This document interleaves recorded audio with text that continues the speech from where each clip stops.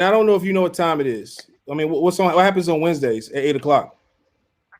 Me and you get on this little show. We talk a little bit. We talk about current things. Just have a little bit of fun. A little bit of fun. We have a lot of fun. So this week we have a special guest all the way in Vegas.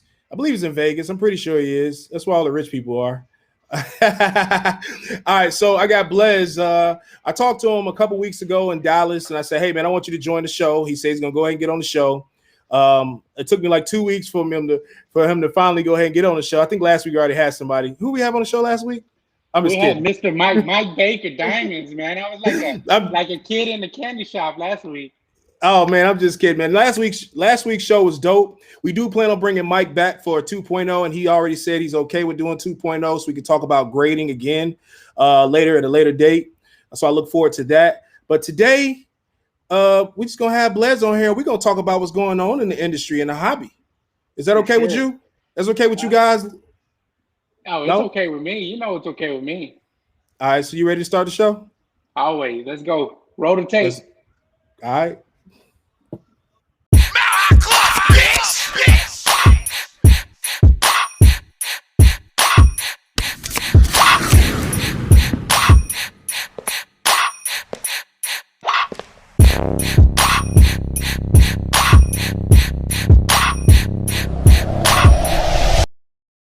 What's up? What's up? What's up? It's your boy Prism God and the place to be. Oh yeah, for sure. What's up? I love that beat, man. By the way, kudos to you on that. Man, you know I used to be a producer in my past life, man. Hey, man, how you think? I'd rather hear you talk about you being a producer than you talking about them Hawks. I know we ain't talking about them Hawks in a little bit. Currently the Hawks are beating Dallas 25-20 right now. So just so you know, so don't sleep on the Hawks, man. We're gonna be a good 4th, 5th seed in the playoffs. So don't sleep on us, okay? But you see, I got the Bulls sign on. That's where I'm from, Chicago. You already know what it is. So today we got Blez, special guests on here, and I'm really looking forward to his insight. I think this young guy is I'm not even sure his age. So I'm sure he's gonna talk to us a little bit more about who he is, how he got in the industry, but I love what he does. He kind of comes from the same background as us. He educates to everybody that's out there, and that's why I really wanted to bring him on here so he can talk to us and educate everybody on our channel as well. I think he's really innovative too, and I'm actually excited to have him on as well. Pick his brain a little bit. Of course, we're going to talk about current climate in today's market. But I want to pick his brain, man, because honestly, he's been pretty innovative with a couple things. I think it was pretty dope. The live break he did with a couple celebrities in basketball and sports stars. And so I think he's one of the only ones that's been doing that. So I think he's pretty innovative with that. And I'd like to pick his brain a little bit about that. Well, I think, as we continue to bring all these celebrities and athletes that are joining in, I think it's very important for the hobby to understand that it's not just your average consumers anymore.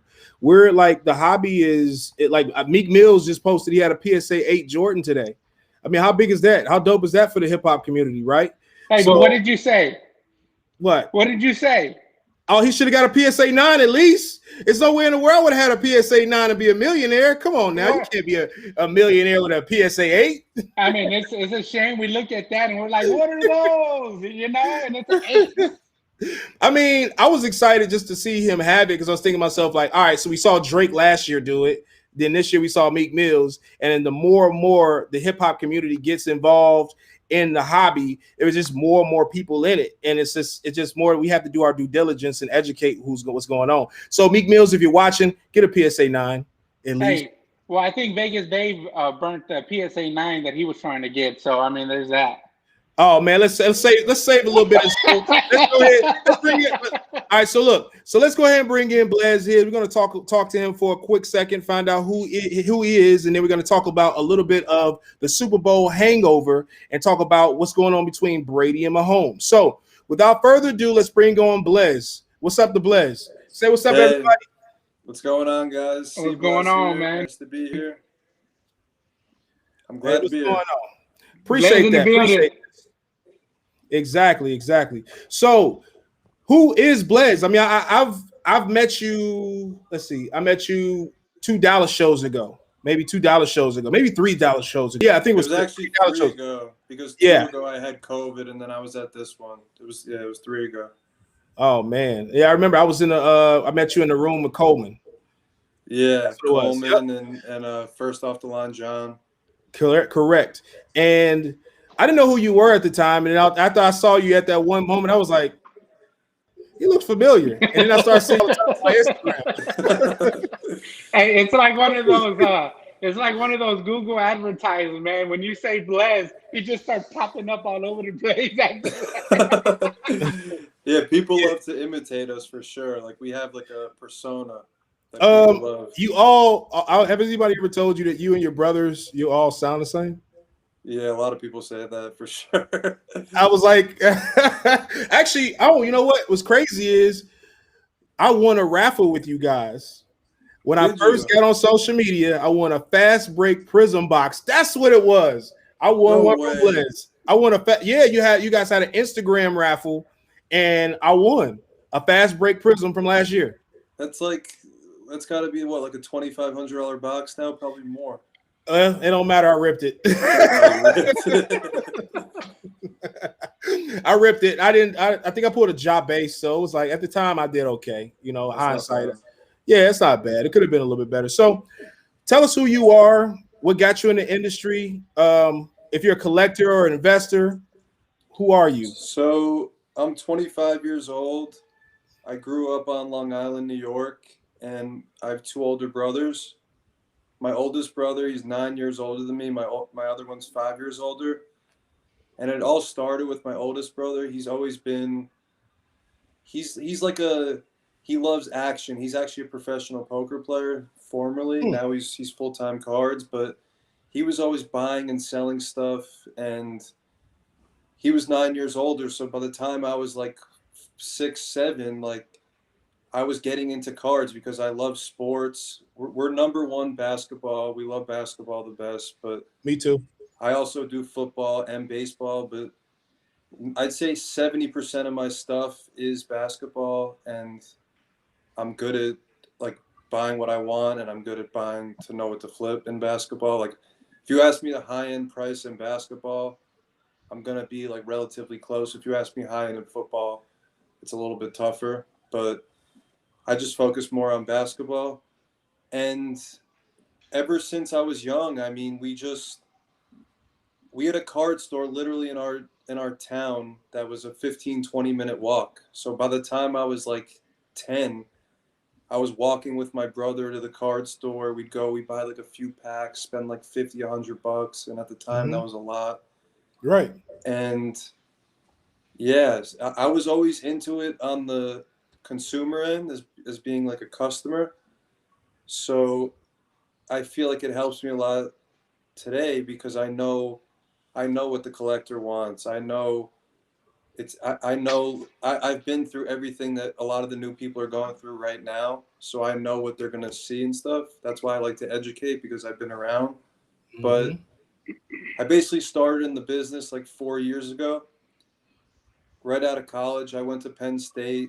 I graduated Penn State in business. And are you using your degree today, man? I mean, I honestly, school's not for me. It's not. Hey, it's not for everybody. Yeah, it's not the end all be all. It's not for everybody. Yeah. Yeah, there's lanes that you can travel down the road, and you find yourself at forks in the road. And for some people, they can drive in certain lanes, and for other people, they're comfortable in others. So we talk about it all the time: finding your lane and staying in it. Right? You don't have to put yourself in a box. 100%. And that's the thing that we try to talk about the most, is that find what you're passionate about, whether it's this hobby that we all love and enjoy, or something else. But an old wise man once said, you do what you love and you never have to work another day. And I think that holds true to just about anything in life. And to that point, I love the hobby a lot because there's multiple avenues within the hobby. Like I was telling my friend yesterday, it's like you could do stuff that you're not even thinking about. It's like people make a living on one card. You think about how crazy that is. If you study if you deeply study one card that like is highly volatile, like Prism base, they're highly volatile. Mm-hmm. You can make a living on the Zion Prism base, buying and selling it. Yep. At certain levels. Yeah, at certain levels too. It's like it goes 800, it hits 1,000. Now it's at like 600. Now it's 500.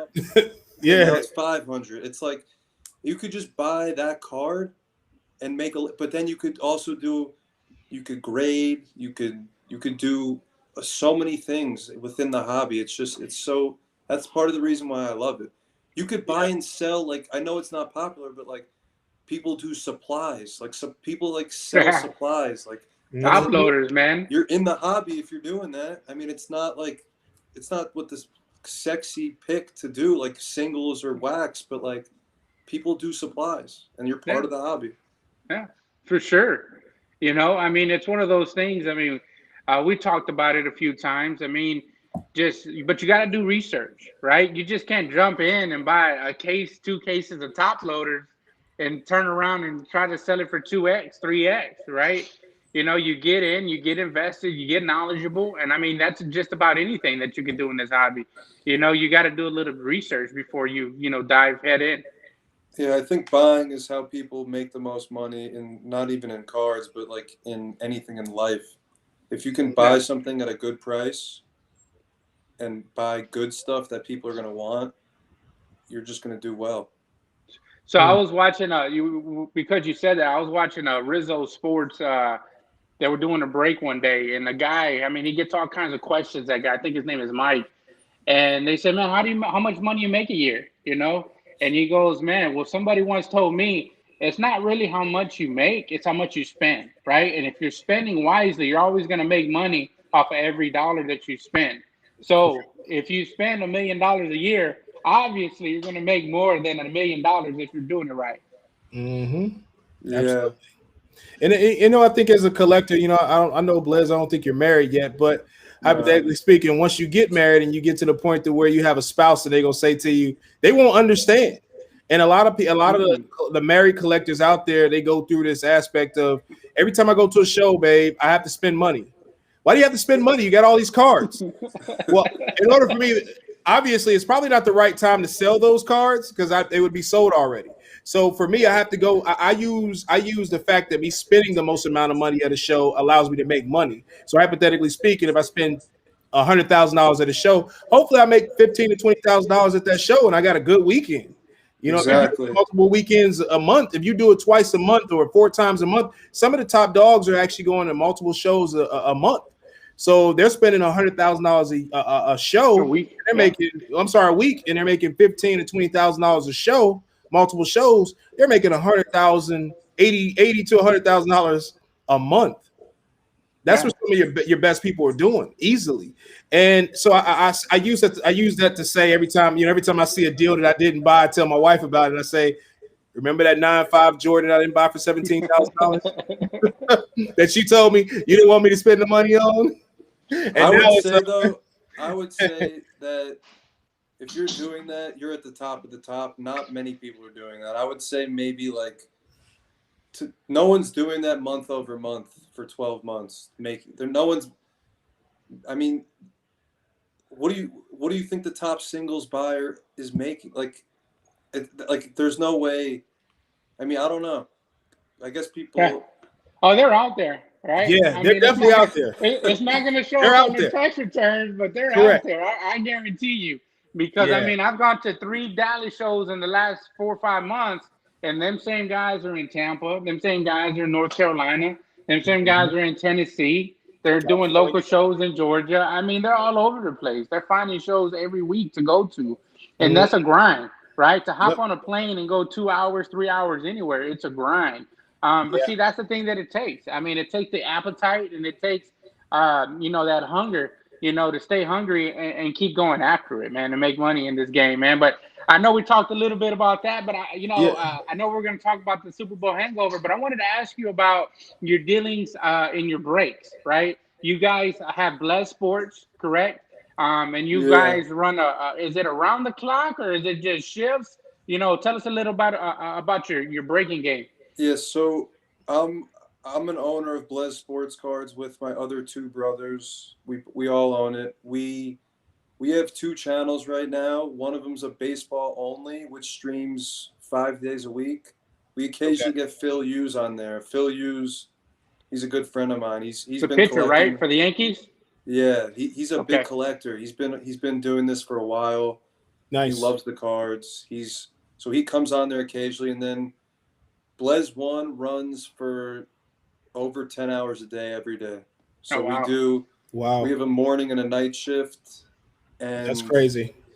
We're always doing breaks. We've been doing a little bit of random team lately, but we're mainly a pick your team room where people get to buy a team for a price and a product for how many boxes. It's tough to do like cases anymore because the cases are so expensive. Yeah, they are pretty high. So we've been doing some 2-box for hobby, some 1s, some 6s we're doing today for optic football. But it's all dependent on price because the football and the basketball right now is just crazy in price, especially for the wax. Mm-hmm. So it's tougher to do. It's just tougher to do cases and half cases and fill them consistently. So we just provide a cheaper option, and we're on YouTube Live. We're always live. Nice. And we just grind. I wanted to pick your brain a little bit, man, because I've actually sat through and watched your breaks when you bring on some of these basketball guys. And I think the one that I watched, one of the ones that I watched that sticks out to me is the one that you did with Stephen Curry, right? So you're doing Seth. It was Seth. Yeah, it was Seth. Yeah. You're doing Seth Curry. I think it was a box of 18 Prism, right? And of course, I mean, he knows a lot of the players in there. And I think you put a Hero, and he was like, sell now. But what goes through your mind when you open up these boxes for these guys and you don't pull too much? I mean, how does that make you feel? Yeah, I mean, honestly, like, I open so much product that it's just like, to me, like, you're gonna hit sometimes, you're not gonna hit sometimes. It's just like a math thing. You're gonna.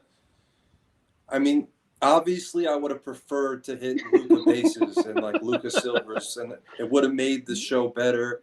I would have probably got more clout from it, whatever, if we hit like a Luka Silver with Seth Curry. But of course, it is what it is. When you don't hit, I mean, it's part of the game. So you just can't get upset. Yeah, right, so, I mean, go ahead. No. I was gonna say. I mean, I was watching that, and then it's just.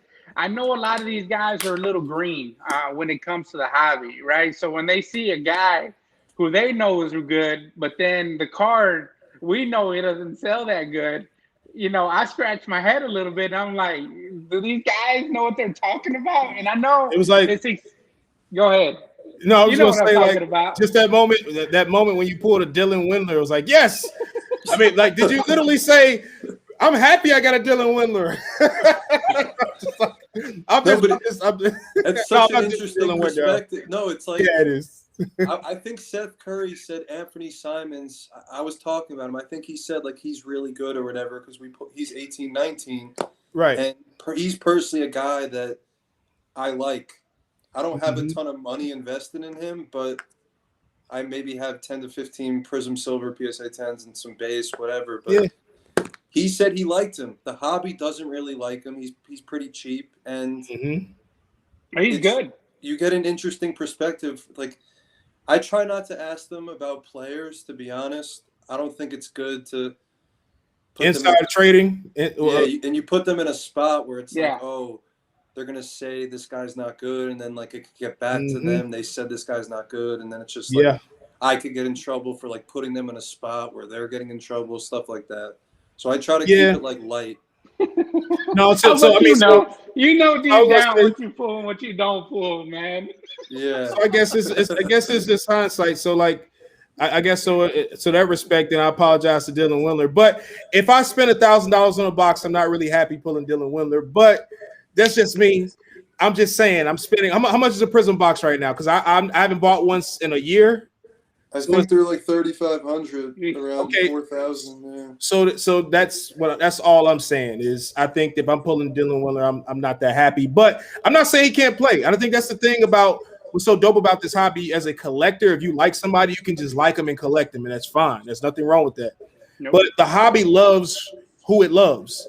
And that's something that I learned in my earlier years when I was buying Kevin Knox, or I was buying Terrence Ferguson or Josh Jackson. When people weren't buying them, I thought they were really good investments because I saw that they were starting and they had opportunity and they'll get back there eventually.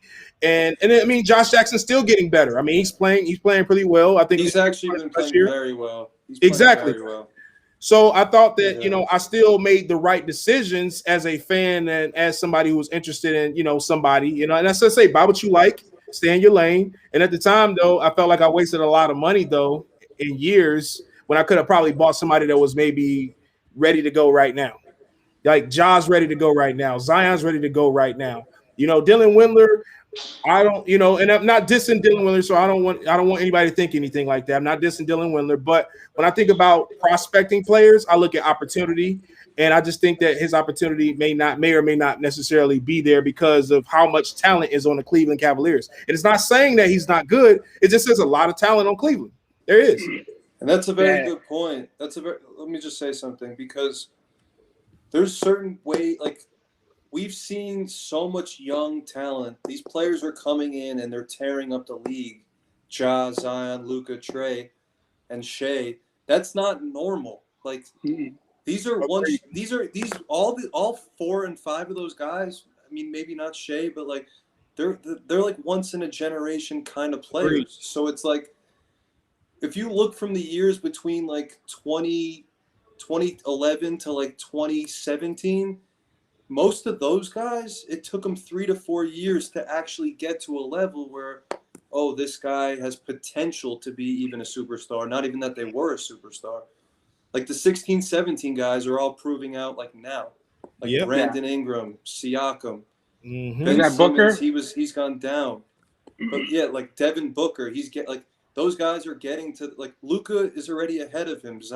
Correct. It's like these guys, it takes them time in basketball. So if you're buying a guy who's in 1920 and like a Bol, like Bol, it might take him 3-4 years, but he has serious upside.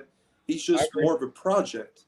So it's like, you can't, like, when I post stuff about players that I buy, sometimes it's not always about, oh, can I flip this for a profit in 3 months, in 6 months? Can I flip this in 12? It's like, oh, maybe in 3-4 years, I could flip this for 35x what I'm paying, because it's going to take him a while. No one's going to care about him. He's going to fizzle out, whatever. And then you see bigger returns on those type of guys, like a Giannis. You're making hundreds of. Yeah, Giannis is the guy. People were buying his prisms for 50 cents and $1 in 2013. And now in a PSA 10, they're 3,500 fourth. It's like, it's crazy. But do you think where the hobby is right now, it's kind of putting a lot of that prospect in jeopardy because of the cost of what these products are doing, right? And so it costs $1,000 to open up a box of hoops, right? And you see the LaMelo Ball selling right now for 150, 170 bucks. And I know that he's been balling as of late, but I mean, you're spending $1,000 for this box. I mean, I think it's $600-700. I think that's what it is. But when it first came out, it was $1,000. But doesn't that hurt prospecting in a sense? I mean, unless you're going to buy singles. It's a very good point. The entry point is higher. Like 2019, I'll give you a time frame, for example. After Prism football came out, I was buying Kyler Prisms for $20 all day, and I was buying Daniel Jones for $10 all day. And now it's like Herbert's 175, 150. Yeah. Burrow's $100. Tua's 40. Hurts is 40. So it's like, if it goes south, you're leaving yourself open to lose a lot more because you're paying a lot more to get in. Where also the upside might not even be as good because the entry's just, the hobby as a whole has to just keep going up for some of that to sustain itself. You know what I mean? So would you say, and this is one of the things, I know we kind of went off topic, way off topic from our original. Hey man, this is the ADD show, man. It's the ADD show, man. Hey, but Blez, I told you when I talked to you behind the scenes, I was like, I didn't want to talk to you because I didn't really want to. We don't know how this is going to go, but it's okay. But I was going to say is because of the cost of cards now, does prospecting become a lot harder, or is it something as because like all right, so it's two different things right now. We talked about it behind the scenes. Is there's two different type of collectors right now. We're a collector or we're investors, right? So if we're an investor, if you're new into the hobby, it will be a lot harder for you to invest into somebody who you might potentially have to wait 3 to 4 years on and see that return versus you buying somebody who's a for sure project and you want to get into it a nice, like LaMelo Ball probably would have been somebody if Prism, say for instance, Prism came out in December. We could have bought Prism base of LaMelo Ball for hypothetically $50 to $100, and now we're seeing the return of maybe 200, 250. I think it ain't gonna happen no more. Well, no, I agree, but they pushed it back. No, yeah, because they pushed it back to March, which I think was, I don't know if they're strategic so he can see what we're looking for, but I think it's the start of the NBA season, though. I mean, they had to give it enough time to build some hype around the players, right? A lot of us didn't know any of the rookies that were coming out. I mean, we still don't relatively. I don't think that's what it is. I think it's like 100% COVID is why this is why all this. Because I keep up with the wax, obviously, because we do all the new stuff. Like Flawless Basketball for 1920 just came out like 6-8 weeks ago. So yeah, correct. They have to push out all their products, and they stopped in March. They stopped printing for months, and then gotcha. It just delayed everything because there was still 20, 30 basketball products that come out, and they couldn't make them because no one was working. So everything just usually Prism comes out early December. The season starts late October. Prism comes out a month later. No one has any clue on any of the rookies unless you're a top guy. And this year it's just going to be a whole different animal because we're going to see these players for 40 games or so. So there's going to be stronger opinions on people, whoever likes who. Are you ripping Prism this year? We're gonna rip a ton of it on Blez. We're a big Prism room. Like we're still ripping 1920 Prism, and I doubt anyone else is out there. Yeah. Well, congrats. All right, so I want to backtrack a little bit because we didn't really cover this. How did you and your brothers get into opening up your card shop? The card shop is. First of all, tell everybody what it is first. It's Legacies, correct? It's called Legacy Sports Cards. It's been in Vegas for over 10 years. And we were going to it when we moved here, of course. And my brother, his dream was always just to own a card shop, not even for money, just like to have a place to go to, just to like hang out anytime. Because it really is like the best place to go to when like if you're feeling upset or down or whatever, and you want to just like brighten up your day, you could just go there because it's more of like a talk sports, like chill with the guys, like kind of atmosphere. That's how it should be. Yeah, and the owner wanted to get out of the game, and my brother was like the only person that he would sell it to, so it was kind of just like a meant to be thing. Congrats. So we had it for like 2 years. That's dope, man. Well, congratulations to you guys and your brothers. One day, hopefully, I get a card shop. I don't know. Speaking into existence, man. Hey, one day maybe I will get a card shop. You never know what might happen in the future. I mean, I can't tell you what tomorrow holds. But congrats to you guys. I just want to know where the origin of where you cats came from. I know I see you post about Legacy, so I didn't really know how it came about. Like I said, I just met you last year for the first time. I felt like I maybe seen you before then, but I wasn't really as active in the community, the hobby community as I am now. I'm a little bit more engaged, obviously. And I try to reach out to everybody to try to network and talk about the industry. Cause I always love to hear everybody's point of view. That's like you talked about earlier, so many different ways to make money in this hobby, in this industry, that I think it's important for new people to know that you can come in this thing and do whatever you want, however you want to do it. And as long as it's productive, you can make some money. So. Yeah. And I respect what you're doing too. I like your passion. I like your hustle, and I like the way you operate. It feels like you're just a true hobby guy, and appreciate that. You got your hobby roots, which is something that I really respect. Being in it for so long, I like someone who's been in the hobby for longer or whatever.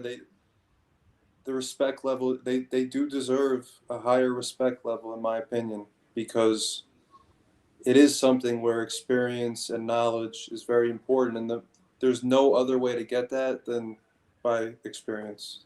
There's just no other way. I agree. So let's fast forward a little bit, and I'm gonna let you talk, Kobe Collector. I'll let you kind of lead this thing. So we want to talk about the Super Bowl hangover, which basically states what happened with Tom Brady and Pat Mahomes cards, right? Like, didn't one go up, one went down? Yeah. And how do you feel about that? And I'll speak last. I'll let you guys kind of talk it out first, and I'll kind of speak last on how I feel about it. Yeah, that's basically it. You can go first. Well, I knew going into the game it was going to be win-win for Brady, right? He's already established. He's already the GOAT. He already has the most Super Bowl championships ever. So it was win for him. Obviously, if Mahomes wins the Super Bowl, what are we saying about Mahomes' prices today? We already see what Golden's done to all of the new age modern stuff, and everything's hitting all-time highs. But it's crazy what happened with Brady after this championship. It was pretty similar to what I wanted to see with LeBron after he won his championship with the Lakers. Instead of LeBron going up, he went down. We didn't see that with Brady. We saw him go up, right? And we saw him go up to the tune of 2 to 3 times, and this stuff is still going up. Heck, I got hit on a Mosaic 2020 purple fast break or no huddle. Dude hit it for $2,200. I mean, I was struggling to hit $750 before the game, and somebody hit it for $2,200 on eBay. Right. So, I mean, it's crazy what the pay? market did. He hasn't paid yet, but I mean, he just hit it yesterday. So I'm waiting to see if that gets paid for today. The dude has 1,600 feedback. So I mean, it's and that's a whole nother topic in its own. I mean, I ran a blue shimmer Zion True Gem 9.5 plus. And it got up to 10.5, and the dude had 5,000 feedback with the same card in the store and didn't pay. I mean, it's crummy what the hobby's coming to. That's a whole nother topic for a whole nother day. But it's interesting what's happening. But I will say this, man, Mahomes hasn't dropped. Mahomes hasn't dropped too much. But in 2 months, I would buy up every dang card that I can find because he's gonna take a dip. And then you're not going to be able to afford his prices after that, man. Honestly. I agree. The thing is with these, I can explain why. Like it's like LeBron didn't go up because of, it's very obvious. It's the Lakers were the odds-on favorites to win the championship, and when something's expected, that hurts. That hurts it. Like in LeBron's case, the Lakers were the odds-on favorite. Plus, all the new people in the hobby, their mentality is like, their mentality is, you win a championship, cards go up, right? That's what people think. But in LeBron's case, they're also thinking he wins a championship, the cards go up. Therefore, I want to sell it. So when every person has that mentality, it's impossible for the cards to go up, because everyone's trying to sell it and no one's trying to buy it. Mm-hmm. So therefore the cards are going to go down, especially the cards that aren't rare. That's what's going to happen in that case. And the difference is with Tom Brady, the Bucks were probably like, I mean, their line gets juiced in because it's Brady, but what were they to win the Super Bowl before the playoffs? They had 3 road games. Yeah, I don't think they against the Saints, Packers, where they were dogs by 4 points, 3 points, and they were favored against Washington by 7, whatever, or 9. So they were probably, by the math, like 20-1 to win the Super Bowl going into the playoffs. Maybe it was 12 because it was Brady. So no one thinks the Bucks are going to win it. There's not that many Brady Bucks cards out there. His rookies, they're obviously going to take a spike because you don't think they're going to win. They come out. Look at who he beat. He beat Breeze, Rodgers, Mahomes. Didn't he beat someone else? I mean, he just, Rodgers, like, Mahomes. Yeah. When you're not expected to win and you exceed expectations, it's like the same thing with the stock market. My dad taught me. When something's expected and they know it's going to happen, the price won't go up because like when they say, oh, in February this is going to happen, it's like we know this is going to happen, so the price is going to go up. That's what happened with LeBron. But when your earnings exceed expectations, if you're supposed to make 800 whatever and you make 900, the price is going to go up because you're you're doing better than you're supposed to. So that's pretty much what's going on with Brady. But weren't the Clippers favored to win over the Lakers? I mean, that was the talk, right? That was the talk between those two clubs. It was either going to be the Clippers or the Lakers. And then when going the Clippers into the season, they were, but not when the playoffs started. I think the Lakers were the favorites. Because we were supposed to see both of those in the Western Conference Finals, and they were supposed to battle it out for the King of LA. So I get it. Yeah, they didn't get there. That's the other problem. They didn't play the Clippers. They beat the Nuggets in the Western Conference Finals, and they beat the Heat. They beat two teams that might not even get past the first round this year. It's like those teams could do well in any given year, but they're no powerhouses by any means. Those teams, they're just good teams. They're not the Nets in talent. They're just not the Lakers and the Nets are just so far ahead of everyone else talent-wise, and they're just not on that level. But they could do it. But they're not. It's not like, oh, my cards are going to go up because I beat like a sick team, and that's kind of what happened to Brady. He beat a sick team, so it helps. But see what you're saying that I mean, using your logic, right? You're saying that if Kansas City wins that Super Bowl, Mahomes goes down. He doesn't go down, but he doesn't go up. He doesn't go up. Because he was expected to win. They didn't have him they didn't have Tom Brady to be a favorite. Just kind of enter. I understand exactly what you're saying. It makes perfect sense. But I don't know. I think a lot of people are big Pat Mahomes fans. I think right now because he's so high, I don't think people sell Pat Mahomes as much. This is the other thing. People honestly, the optic and the Prism silvers on Mahomes might have gone down if he won. Because the rare shit. I don't know if I'm sorry for whatever. No, you're fine. It's okay. You're fine. We chilling. When I say rare, I just have to say the rare shit. I like to hear you cuss, man. I like to hear you cuss, man. Let's get this going. Let's go fire it up. Let's go. With the rare shit, it's like the rare stuff is protected. It's in people's hands who have hundreds of thousands of Mahomes. They're never going to sell it for cheaper than they bought it for. And when he wins a Super Bowl, the rare stuff goes up when he wins a Super Bowl. The Prism and the optic could not tank, but it could go down if people sell it. But it hit an all-time high, $14,000 for a PSA 10 silver. I mean, that's still really good money for a silver. I mean, I don't know if it had dimple or not because those Prisms are real infamous for that. But I mean, we're still talking $14,000 for a card that came out as a Prism silver, right? 17 football, they didn't have no base cards for them guys. I mean, they're all silver. So you essentially paid $14,000 for a PSA 10 Mahomes Prism base card, right? So I mean, for me, I think they take a little dip, but I think he's a buy in a couple months in the off season. I think he's a big time buy. No, I agree with that for sure. Because his optics and Prisms will go down in the next month or two, and then you buy him. Okay. I mean, because that dude's a stud. I mean, he's going to be one of the all time greats. Some of the throws that guy makes.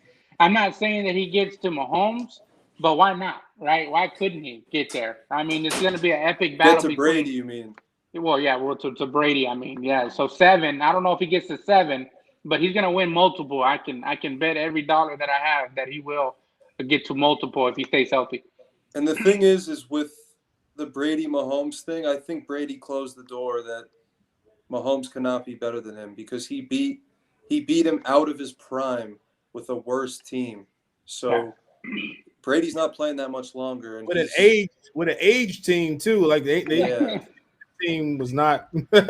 Gronkowski had 2 touchdowns. He came out of retirement to get 2 touchdowns in the Super Bowl. It's probably the most work he's done all year. That's crazy.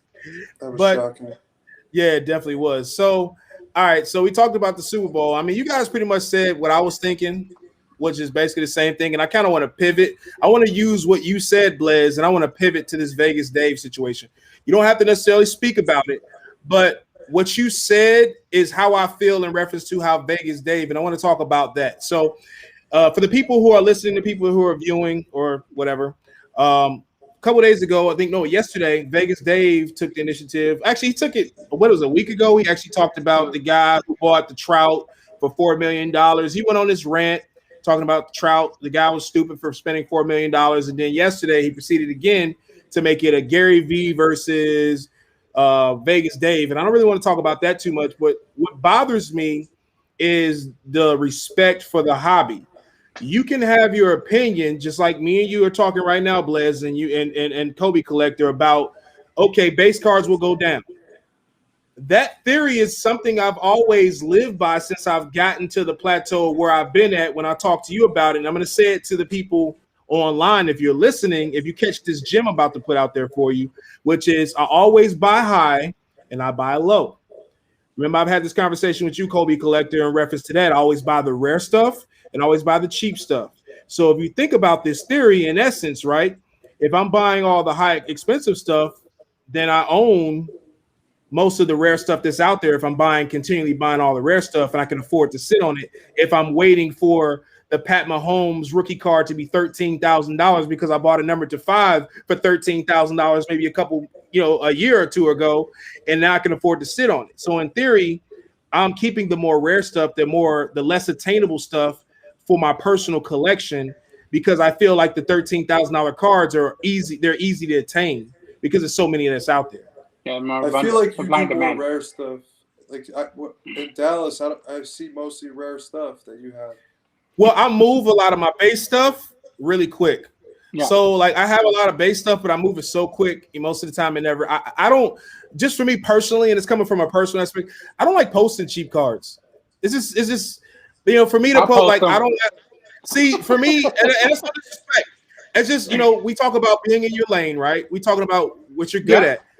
I'm not good at moving cheap cards because I don't have the patience to post $150 card, $25 card, $5 card, $10 card. I don't have that patience. There are plenty of people out here in this industry who are. And for that reason, that's why I give it to them at X amount of money. I make my money and I'm fine.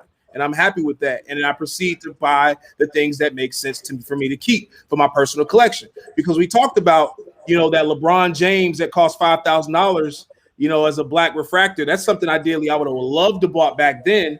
But because I didn't have X amount of money to get into that industry when I first got in, I had to kind of work my way up. And that's why, I'm educating to where I buy high, buy low. And to the point of Vegas Dave talking about the hobby is going to crash or whatever you may want to call it. There's if you twist what he's saying and say that there are some facts in what he's saying, it's more so about what you just said a second ago in reference to we expect LeBron to win. So at some point in time, guess what? Those base cards that are $40,000, how long are they going to be $40,000? Yeah, That's the real question. Like, do we know that? I don't have many of them because I was in at levels that not many people were in. So I flipped them I bought a lot of mine for $1,400, flipped them for $7 to $10, but I don't think it's a buy. I think it's a sell, and most people are trying to buy it, and I would be selling it. Exactly, and I'm not discouraging people out there from buying LeBron because LeBron is an athlete we've never seen before. I'm just being honest with you. We can sit here and debate the GOAT situation between Jordan and LeBron, but realistically, LeBron is 1 championship away from being 5 championships and 2 from having 6. And he'll break the all-time scoring record. We all know that. And LeBron and the way he's playing right now, he could probably play for another 5 years. He's going to do something we've never seen before. If somehow, some way, LeBron hits a plateau of playing with his son, which has never been done before, that will be something iconic that I think every father can respect, to be able to say, man, I played long enough to play with my son and win a championship with. That will be something that has never happened before. And I think we can see LeBron go to another level. So I don't know. It's scary. No, I agree. Like, you can say all these things, but it's like, what are the odds between now and the playoffs? Like, you can't buy the card for less. Like, I think you're going to be able to rebuy the, because those cards do surface and people sell them and stuff. So I just feel like it also depends on what level you get in. If you buy it today, you're not selling it immediately. But this card was $10,000 2 months ago. So if you bought it for that, I would be selling it instantly. I mean, the All right. Kobe refractor was 60, 70,000 a couple months ago, and it just hit 450. I mean, the same thing you can talk about the Jordan rookie card that sold for 750. It was doing 70 to 100. I literally had lunch with a guy who goes, "Man, I want to have $1 million collection." I said, "Well, what do you have?" He goes, "I have XYZ," and one of the cards that he had was a refractor Kobe, and it was a Jordan or PSA 10, right? And I'm like, "Well, I mean, how deep do you want to get in this?" And he goes, When I was said, this? "Cause man, it was probably 3 months ago, You right? should Me have and him bought had it for lunch." $1 million. So I go to say this, right? There's going to be plateaus. There's going to be levels. There's going to be big businesses coming in trying to get profitable with this. I mean, I I agree. like the share. I like the share concept of it, where you own a card for a margin or a certain percentage of a card. I like that aspect of it. I mean, you might not be able to ever touch it, but you have some ownership stake in it. So I think when I was talking to Raphael earlier, and he was like, don't let everything out the bag. We have to save a little bit for the show. I don't necessarily agree with Vegas Day, right? But I do think that there's some things that he's saying that get people alarmed, because there's a people coming in that are uneducated by this hobby, right? That are spending, like you said, the $60,000 on a LeBron base card that probably has 100 to 200 cards in the population, right? So once you start understanding population No, it's way more rarity, than that. well, I mean, look at people that are coming in that just bought the Luka Gold for $750,000, right? There should be no reason why Luka is outselling LeBron. There shouldn't be no reason why he's outselling Jordan. Well, There I'll shouldn't give be you no one reason why he's argument. outselling Kobe. I'll just give you one argument. There's way less total cards of Luca on the market than all those guys combined. But Or what has he each one. done? No, I'm just saying it's like he only has 2 years of cards. He's starting his third year. These guys have 20 plus years of cards. So it's like, But I'm talking specifically to rookie cards, though. That's what I'm talking to, right? The hard to obtain, the gems, the goats of the hobby world, right? The holy grails to some people, growing up, it was like, man, I'd love to have a well, Jordan rookie card. What's the equivalent of a Luca Gold? There's none. There's no equivalent. No, I'm saying like for LeBron, what would you say is LeBron's equivalent card? It sells for higher than Luca by a lot. Well, I mean, but that's an iconic. That's a staple, right? And I think you're alluding Yeah, to so like it's like an an exquisite exquisite RPA. RPA. Yeah, but that's an iconic card, right? That was the first of its kind. You look at Kobe's refractor. The Topps Chrome was the first year that Topps Chrome came out, and it had that refractor card in there. Topps Chrome refractor. They had the finest, right, refractors before that, but Topps Chrome, that was the first of its kind, so it's iconic, right? And then The of course you have. The Luca Gold Prism like is iconic though.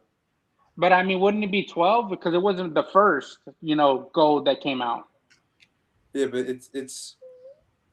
I mean, those just a question. boxes, those boxes are $8,000 boxes for hobby. So it's all. I would say 1819 Prism is iconic. I would say Okay. not 1920. But what makes 1819 iconic in your opinion?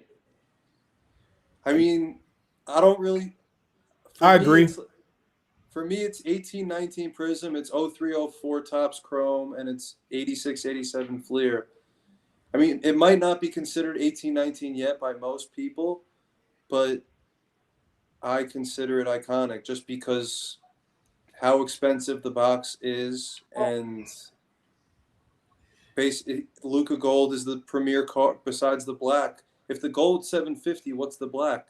5 million? No. Yeah, it's a lot. Pick your number. I mean, if somebody said 10 million, I mean, somebody might pay it. Who knows? A lot of it is the box cost. I mean, you guys might not agree with me, but the box cost to me does mean a lot in terms of like I think like regular silvers. I mean, the problem is they print so many, but like I think regular color, like a blue of like a scrub, an 1819 Prism, I think down the line will have value. Like I think that set, I'd be buying like any cards from 1819 Prism, like maybe like Dwayne. Not a like they do put some scrubs, but I'd be buying like anyone. I think those like how 1213 Prism has value because it's the Correct. first. I think in 20, 30 years, so, like cards from 1819 Prism will have value that aren't like so quote unquote like good cards. That's a different take. Well, all right. So you're saying the value of 1819 boxes is why you feel like that's the better the change or the pivot. I'm sorry. Go ahead. Can you clarify that for me? I'm sorry. I just think when you get into crazy box prices, it's like if you open a box of 1819, there should be a ton of value, like because Prism's all value, so it's like correct.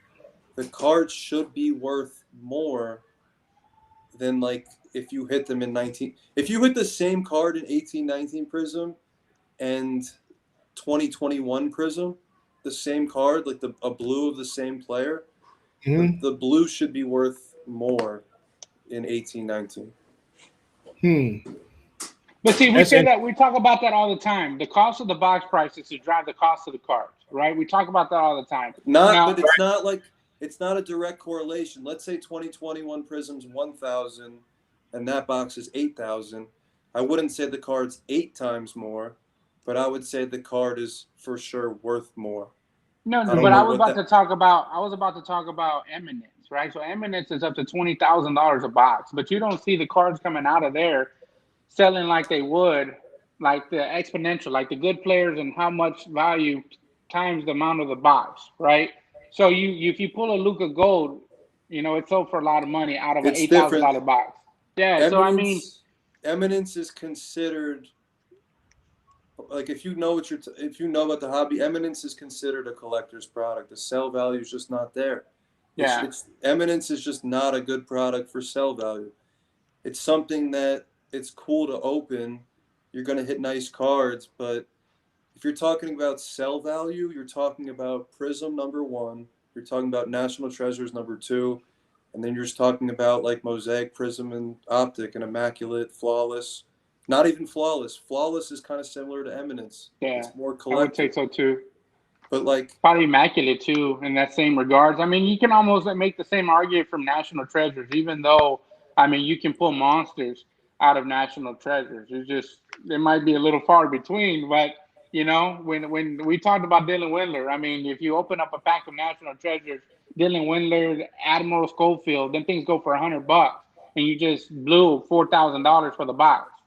And so eventually, you would think that those cards start going up, and you get that premium when you grade them over to a 9.5, because it's almost impossible to get thick cards to 9.5. For sure.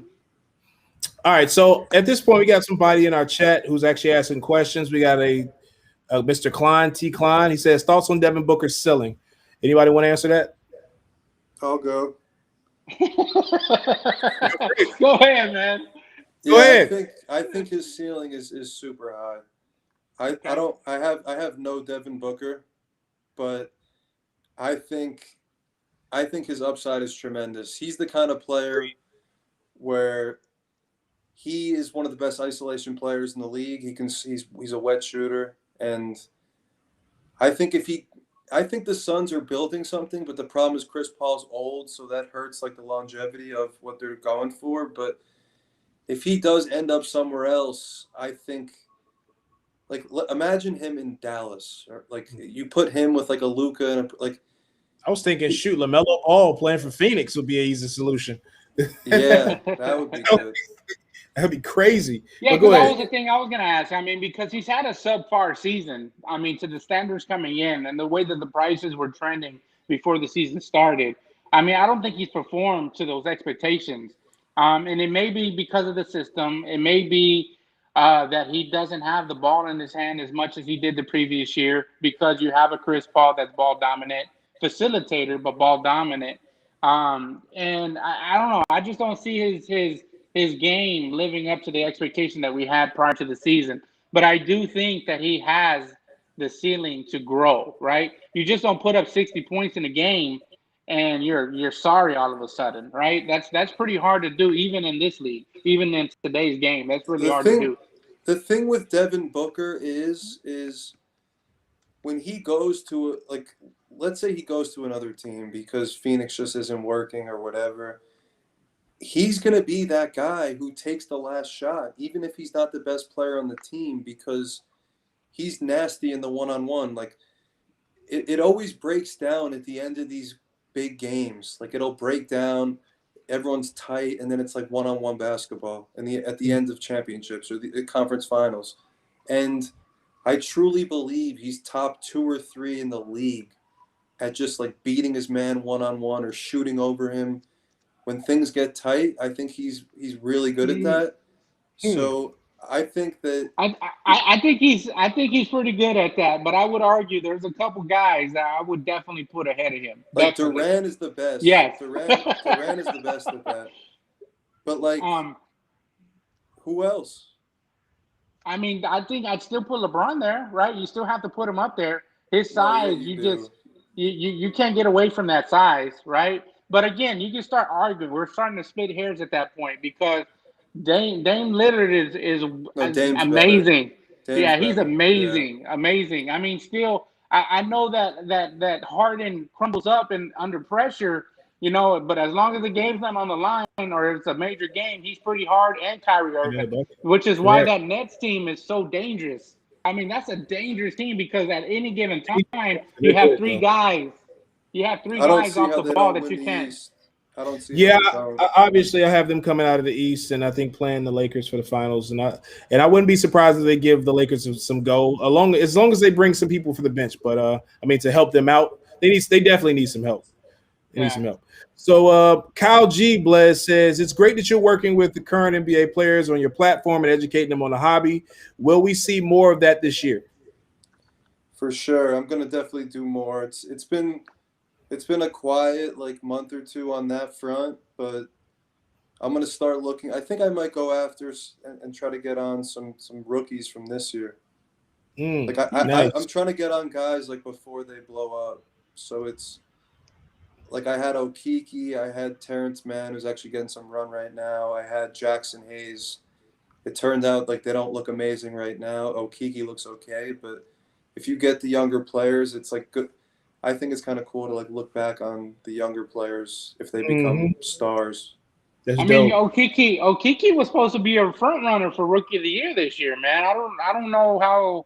I haven't been keeping up with this game, but I mean, there's some dogs now that are coming out of that fight. I think he's injured still. I think he's injured. Has he played? I don't think he's played in the last month. Yeah, I think he's hurt. But I got some stuff of him. I think. See, he's the kind of guy who could be 3-4 years. It might take him some time, which is not. It's something that's normal in basketball. So I mean, especially when you go ahead. Yeah, I was gonna say also I'm picking up a little bit. I'm a homer, but I'm picking up KPJ for that same reason, right? Well, Kevin Porter Jr. For that same reason because he came to Houston. He's in the G League, but everyone says that this guy has an immense amount of potential if he can get his head right. And the dude will be balling. I mean, you can still pick up his stuff relatively cheap. PSA 10 base are $45 to $50. I mean, and if he does half the things that they say he's going to do, Houston is loaded, for him to jump up and take those reins to be the next superstar. I mean, it's certainly similar to Harden. Harden was 6th man of the year in OKC, but nobody really knew if he was going to be able to be the man. He comes to Houston where we gave him the key to the city, and he's the man all of a sudden and one of the better players in the league. Agreed. All right, so guys, I know we have Blez on here for maybe another 5 minutes or so. So if you guys have any questions or concerns, feel free to throw them in the chat. It was some things I wanted to talk about real quick. I think we kind of addressed the modern day card, how it slowed down. I think you kind of addressed that. I think we did a good job at kind of talking about that and how, the base cards had the most. They have the most opportunity to go down. So going after the rare stuff is probably the way to go as an investment from an investment standpoint if you want to protect yourself. What else? Did we miss anything else? We need one more topic. Let me see. One second here. All right, guys, if you have any questions, I'm trying to go through my notes real quick to see if there's anything else I had on here. I feel like we talked about everything. No, Let's I see. mean, do you think? I want to talk about it because we kind of glanced over it. I mean, Dev, I want Here to we get go. your take on it. I mean, do you think that the hobby is going to crash? In 3 years, like Vegas Dave said, or do you think that there's some longevity past that? Well, I know the hobby is not going anywhere, and that's proven. It's like the stock market. It doesn't go anywhere. No, it Like doesn't. the hobby, I was collecting in 20. I went to the National in 2003 with LeBron, and it was big, but it wasn't anything compared to today. I mean, I was buying Steph Curry in 09, 10. I was buying James Harden, Blake Griffin that year. The hobby wasn't that big at that time, but it was still like you can always make money in the hobby, whether it's up or down. It's just easier to make money now. Mm-hmm. And a lot of things are different than they used to be. There's numbered cards. I mean, I think there's a chance that you could see a rise in hobby prices because Breakers. hobby is something that is not easily obtainable. It's all people who have grandfathered in stuff, and it's expensive. And I think the hobby is the future. Like I think the other stuff, it's good and all, like the variations of products, but I think the percentage price between hobby and other stuff should be wider. Mm. Yeah. I mean, I see that even with Chronicles, right? So you see your Chronicles, and I mean, I know it's a low end product, but I mean, you'll see Chronicles, you see the pinks, the grays, and the bronzes, but then you start putting color on that, right? You start putting numbered on that, and you start seeing prices actually start to trend up. I think this year, and I don't know if they did it previously, but they had a Prism update where they had Durant in a Brooklyn This was the uniform. first year they did it.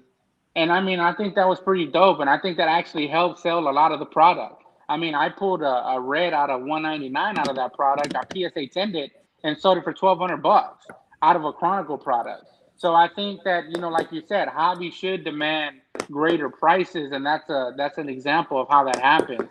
Now, as far as the hobby dying in 3 years, I mean, it's all relative, right? Now, if you're telling me that the prices are going to get up to $500,000 on a LeBron James BGS 10, right, in 5 years, I don't think that that's sustainable because I don't think that the rarity or the numbered or the wow factor is there for something like that to sustain. But if we're talking about say a gold right out of 10, or we say something that's really rare, and that's not even coming into mind if sub prices keep going up. I don't know if you guys saw, but BGS just doubled its pricing on submissions, right? Its 2 day just went to $250 a cart. So what does that do to graded stuff moving forward for BGS? What does that say to PSA that's so backed up when they start raising their prices? What does that start saying to your PSA 10s that you have in your hand right now? I can only think that they're going to start bringing premiums. So, I mean, the hobby is a hobby. If you treat it as a hobby, then it's always going to be fun and exciting. If it's a business, it all depends on where you're buying in at, and whether or not you're going to make money, you're going to lose. I mean, but that's with any business. It doesn't even pertain to just basketball and this hobby, in itself. It pertains to any business, no matter what. Where are you buying in at, where you're selling at, and where's your re-entry point at? I mean, that's business 101, right? So as long as you're doing those things right, I don't see the hobby necessarily taking a tumble and a dive and all of a sudden become the recession in the hobby. I don't see that ever happening. Now, we might get watered down with product, and we might see, like you said, the junk phase era 2.0. But at the same time, if you have guys that are performing, stuff is always going to sell, and there's always going to be a demand for stuff, or else you just recycle and go back to vintage. The thing that sucks is like I wasn't around in the 90s. I was born in 95, so I don't know what happened. Like I couldn't study that, like what happened in the hobby, but like Kobe it's going to happened be in the interesting to 90s. see. What? Kobe and Vince Carter happened in the 90s, right? No, I Those are know. the And two Tim, guys that drove the hobby in the early 90s after Jordan retired. I mean, you Agreed. couldn't pick up any Vince Carter for under, like, there's a SP that's numbered to 1,500 that you couldn't pick up for under $500. You can pick it up for a 50 Oh, to $100 Carter, now. Vince Carter? Yeah. Yeah, it was a big card. That dude was bananas, dude. The bananas. Yeah, Yeah, you had a lot of firsts during that era too. The first jersey card, the first autograph card, that you could pull out of a pack. There was a lot of stuff that drove the hobby then. A lot of innovative stuff. So it's going to take some innovative stuff here in the future to keep pushing that forward. Yeah, it's going to be interesting to see what happens. But all right, go ahead. Like the fact that you have like limited stuff and autographs, and people always want that stuff. So the rarity factor does help, and it's gonna help the future for sure. All right, so Get Up and Get It TV says Modern is about to pop right back off, and that was actually what I wanted to the last little part I wanted to talk about real briefly. You actually talked about it earlier about Luka softening up and modern day cards dropping and percentage. So I agree with Get Up. I mean, just a short answer. I agree with Get Up and Get to a TV. Basically, I think we're going to see Modern come back. I think I put it in one of my posts on my IG. Basically, we're going to see the revenge of the modern day card. With cards like Luka PSA 10s doing as a gold, doing almost $1 million, you almost have to question what is a gold Zion or a Ja if you're spending $4,000 a box. I mean, a gold PSA 10 Zion or Ja could be $200,000, $300,000. And does that change the fact that and as that trickle effect goes down, we start to kind of realize, okay, well, maybe a Mojo's worth $50,000, or $100,000 or whatever. So I think we will see the revenge of the modern day products. It'll come back. That's just my 2 cents. Well, I think a lot of things sell during the playoffs, right? We see a lot of the biggest spikes and the biggest increases on any card in any sport when they're doing well in the playoffs. So you had the NFL, right? Right now you're going to have off-season baseball that people are loading up on, and I think the NBA, once it goes into playoff mode, that we're going to really take off again. So really excited to hear about that. Yeah, the thing is, like with the modern, a lot of the Luka and Zion and Trey, they were not performing, and their teams were not performing even close to expectation. Like people thought the Pelicans, Dallas and Atlanta. I'm pretty sure Atlanta's not in the playoffs right now. I know Pelicans. They're fifth. They're fifth right now. They're fifth. Yeah. Yeah, but like the Pelicans in Dallas are just playing way worse than people expected, and a lot of people don't catch the action. They don't see what's actually going on, and they're like, "Oh, this team's losing," so it just lessens the hype a little bit. But the thing about Atlanta's fifth? That's crazy. So the East is weak? Yeah, they're really weak. No, it's not weak, man. No, I mean Brooklyn. Think about it. Brooklyn, the number one team. No, their I think record, is what's their record? 11. Oh, the 12? record. Yeah, it's not a good record. I mean, nobody. They're 11-12. They're seventh right now, but they're beating Dallas right now. So you imagine they'll be tied for fourth place. Boston's 12-11, Brooklyn's 14-12, and Philly's 18-7. And by the way, Embiid's having an MVP season. If anybody cares, the hobby doesn't, because PSA 10 silver is only $2,000. I'm just saying. That's too much. That's too much for a big man. That's too much. Are you serious? No. How much Jokic costs? You know how much Jokic costs? He's like $6,000. He's better. And then, okay, but Philly's number one in the East. Not for long. They're not the number one team.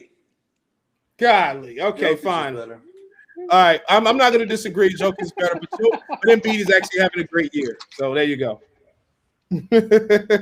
All right, so guys, I don't think we have any other questions. I really appreciate you, Blez, hopping on the show. And I'd love to have you. I'd love to have you on maybe in the future. I don't know. We try to have I think maybe another. Let's see, baseball. I don't know if you don't do baseball. You do basketball only. No, maybe playoffs. We do a little. We're gonna do a playoff. We're gonna do a playoff show. We'll probably have you on here for the playoff show since you like basketball so much. We'll talk predictions as my Hawks get to the playoffs. We're not gonna win out of the first round, but we're gonna get to the playoffs. We're gonna play good. They're gonna get bounced, man. The East is weak. If that's hey man, look, Hey, man, look, and literally, it's teams in the bubble that probably shouldn't even be in the bubble. So it's pretty bad. But I really thank you for joining us on the show. Thank you, as always, Kobe Collector, for joining us on the show. This is crazy because I literally in my mind I had this show going a different route, and we talked so differently that I wanted. We have too many squirrel moments, man. I promise you, we do. It's all good. 30 DMV says this was good. This was a good show. This was a good show. I appreciate that, man. Thank you. I really love the support that everybody gives us online. Appreciate you, supporting the Prism Guys brand. Blez is a good guy. Follow this guy on Instagram. They have a shop. If you ever go to Vegas, you want to get drunk and go gamble and then go spend some money at some cards. I'm going to go to your show next time I go to Vegas. I just can't. I don't like going there because I like. Yeah, I definitely got to come by there and hang out with you guys in Vegas, spend some money, and check out your shop. So, thank you, Blez. No problem. I had a great time, and I agree with that guy. This was good. Hey, man, it just goes to show, man. Hey, you can disagree about a million different things in the hobby, man, and still have fun, right? This isn't cookie cutter, right? You make it what it is, and you make it fun for yourself, right? That's why this hobby is amazing, because you can pull cards like this. Oh yeah, show us some good cards. Yeah, you gotta show us. That's not a good card. It's a great card. Show them the number. Just a 1. 1 of 1. 1 of 1. And it got a 1 of 1. It's a PSA 10 1. It's worth $500,000. If you're on TMZ, it's worth $500,000. We get $500,000. 1 of 1. No, man. I'll show this. Show that from today. From Optic Football, Herd Screen Auto. We pulled this. That's number 5. Out of 5, right? Oh, yeah. I did crappy out of that product today. I opened up 3 boxes. I pulled DK Dobbins, and I pulled a JK Dobbins. Oh man, JK. Yeah, there we go. That's what I was looking for. Yep. There he is. That's what I was looking for. Golly. We pull big cards. Yeah, I know, man. I watch you guys online. I'm gonna have to get into some breaks when we do. Well, I'll get into some breaks probably. I'm gonna get into some breaks too, man. It looks like y'all pulling some fire over there. Yeah, man, I love it. Wow. I just pulled a Lamb Jack. We just pulled the Lamb Jack Gold vinyl. Ooh, can we see it? Can we see it? Yeah, he's getting it. Let's check it out. We got some exclusives with you guys. We get some exclusive behind the scenes with Blez. They're showing us cards we ain't even seen yet. These haven't hit market yet. Gold vinyl, man. Gold vinyl. How do they look? How do they look in person? No way. Oh, this is so sick. Oh, wow. That is nice looking. God. What is that numbered out of? 5? 1 of 1. 1 of 1. Oh, I think gold vinyl is 1 of 1. Wow. This is so sick. Just pulled. That's dope. I like that. I like his picture in there. Yeah. I pulled his base card. That's it. And I pulled a 1 of 1. I pulled his base card. Yeah. It wasn't that good. Right. I appreciate everything. Appreciate you guys. Yep. Appreciate it. You'll be able to download it. Check us out, guys. Next Wednesday, I believe we have who we gonna have on the show next week? Kobe Collector. We're still in the works. I'll get it locked in tonight.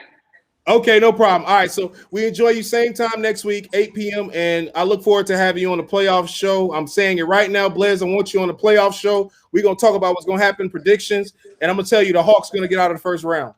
No, get out of here, man. Later. All right, man. Y'all take it easy. Peace. Good night.